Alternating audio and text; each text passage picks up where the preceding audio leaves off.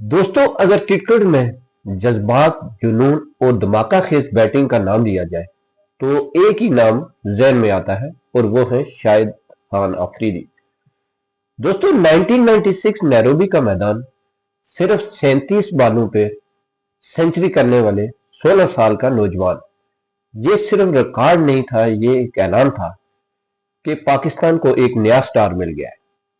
दोस्तों, शाहिद खान अफरीदी वो खिलाड़ी थे जो मैच का नक्शा चंद ओवर में बदल देते थे। जब वो क्रीज पर आते तो स्टेडियम में एक अजीब सा शोर हो जाता। सबको पता था या तो आज छक्कों की बारिश होगी या अगली गेंद पर विकेट गिरेगी। लेकिन शायकीन हमेशा इनके शॉट का इंतजार करते थे। दोस्तों, बैटिंग के साथ साथ इनकी लेग स्पिन बॉलिंग ने भी बड़े बड़े बैटर को परेशान किया। दोस्तों, 395 वनडे विकेटें लेना किसी आम ऑलराउंडर का काम नहीं है। दोस्तों, फिर वक्त आया ICC men's T20 world cup 2009। Final में जिम्मेदाराना इनिंग्स खेलकर इन्होंने साबित किया कि वो सिर्फ पावर हिटर नहीं, बड़े मैच के बड़े खिलाड़ी हैं। अफरीदी का कैरियर उतार चढ़ाव से भरा रहा है, लेकिन एक चीज कभी नहीं बदली, इनका अटैकिंग माइंडसेट।